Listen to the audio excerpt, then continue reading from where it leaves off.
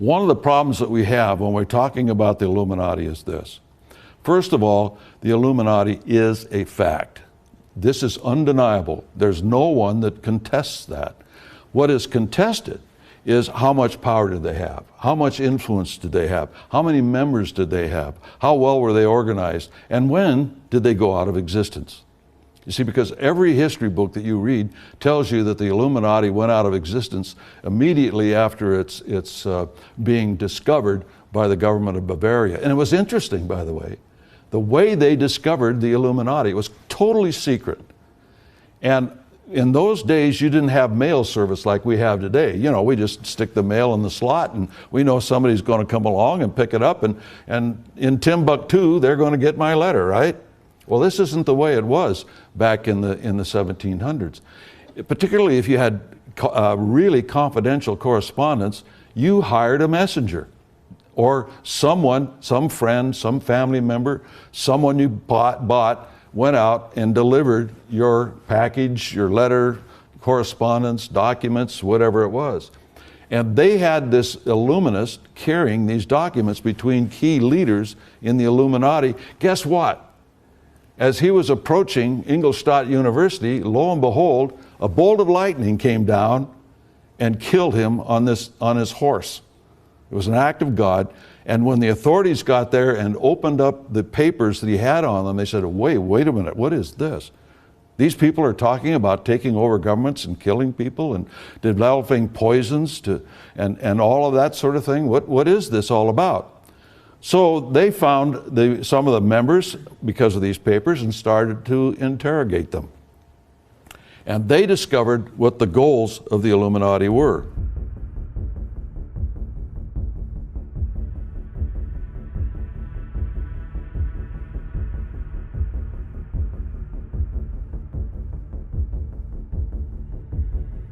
And in each instance, I noticed evidence was lost, destroyed, stolen.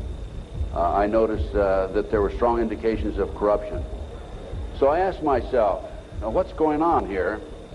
And over the years, I started gathering material until about 2 years ago. Up until about 2 years ago, I kept saying there's a loose-knit network operating in this country involving drugs, pedophilia, pornography, prostitution, corruption, etc., etc. 2 years ago, from my research, I'm convinced it's much more serious than that. It's more than a loose-knit network. It is a conspiracy. Because I guarantee you, right here and now, we do have a conspiracy, and I'm going to prove it to you here today. After one of my lectures, here's about 2 years ago, this is why I changed my mind from and using the word loose-knit network to conspiracy. After one of my lectures, a gentleman came up and gave me a book. He said, Ted, here's what it's all about. Take this book and read it. And this is the book, folks. It's called Pawns in the Game. Anyway, it's called Pawns in the Game, and it's by William Guy Carr. William Guy Carr had the same problem I did. He wanted to know what's going on in America and around the world. He was a Canadian, however, and as a result of his research, he wrote this book. So we have the Illuminati. Now, the Illuminati was established in 1776 by a fellow named Adam Weishaupt. In 1773, he was commissioned by one of the Rothschilds, House of Rothschild, to put together an organization called the Illuminati. And he culminated his work in May the 1st, 1776. If you'll notice, that's a communist holiday. But some of his goals, and the goals that he was commissioned to set up, there were 25 of them. And here they are right here. Here's the beginning of it right here. And rather than read each one of them, I'm going to summarize it, okay? Because we got a lot of work to get into. Number one issue was men are inclined to evil rather than good. Number two goal and issue was to preach liberalism. Number three, use the ideas of freedom to bring about class wars. That's what we're doing today. Number 4, any and all means should be used to reach our goals as they are justified. Any and all means. Number 5, their rights lie in force. We're talking about the Illuminati rights lie in force.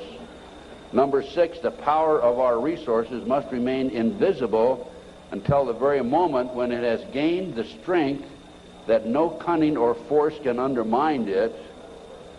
And if you will notice, it's been very few people know about the Illuminati, so they have maintained their invisibility until most recently. Number 7, advocated mob psychology to obtain control of the masses. Number 8, use alcohol, drugs, moral corruption, and all forms of vice to systematically corrupt the youth of the nation. How about South Central LA, CIA drug operations coming in there? Drugs coming into this country, arms and munitions going out. And that hearing was about bringing drugs into South Central LA by the CIA.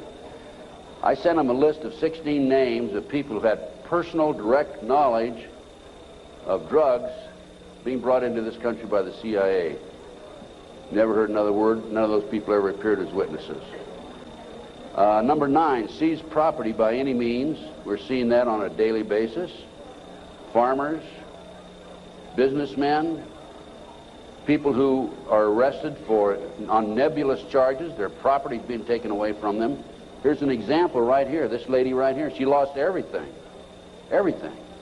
They've come out and raided her house twice, Linda. Twice, Linda. This lady had a house that she bought before her marriage. It was in her name, and they seized it. She no longer has that house. Number 10, deal with the use of slogans such as equity, liberty, fraternity into the mouths of the masses in psychological warfare. Boy, if that isn't Bill Clinton, I never saw it and never heard it before. Number 11, dealt with war. Number 11 theory and goal. In 1773, Adam Weishaupt set down policies that were publicly announced in 1939, folks. 1773, publicly announced 1939 by Britain and the United States.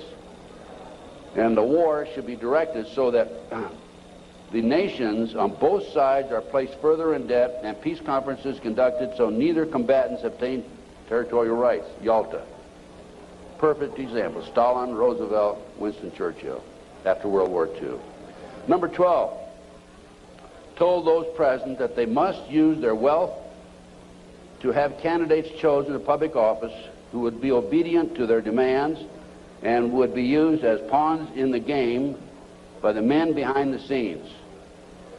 The advisors will have been bred, reared, and trained from childhood to rule the affairs of the world.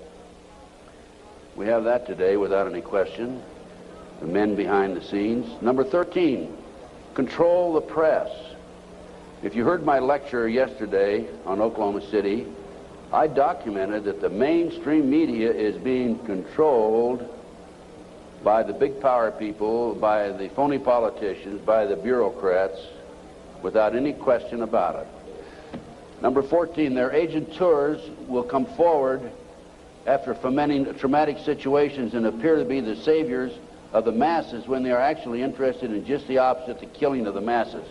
Number 15, create industrial depression and financial panic, unemployment, hunger, shortage of food.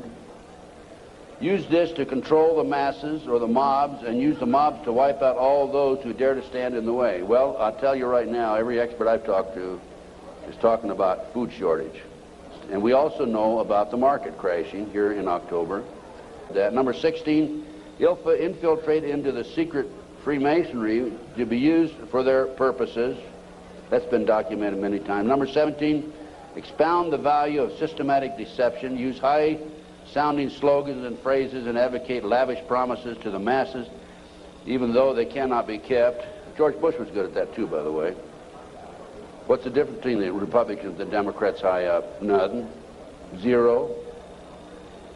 If you look at the logo of the Republican Party, you know the elephant with the 3 stars across the top? Well, if you look at it today compared to 2 years ago, the stars have been inverted.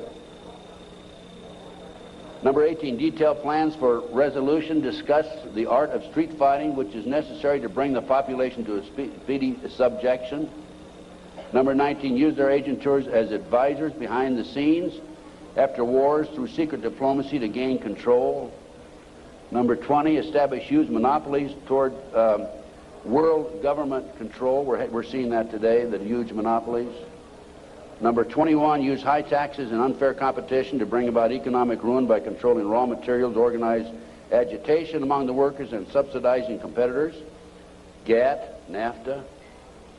Number 22, build up armaments with police and soldiers sufficient to protect our interests. A few years ago, we had 11 federal agencies that were authorized to carry sidearms, firearms. Now we have 39. Number 23, members and leaders of the one world government would be appointed by the director. Number 24, infiltrate into all classes and levels of society of government for the purpose of fooling, bemusing, and corrupting the youth members of society by teaching them theories and principles that we know to be false. Number 25, national and international laws should be used to destroy civilization. There's talk about the world population being decreased to 500 million. When the Illuminati was discovered, they developed a tactic that was given to them by Weishaupt, that when they get discovered, they are to dive down and then come up into the surface again under a new name with different leaders, but it's actually still the same organization. And they've done this time after time after time.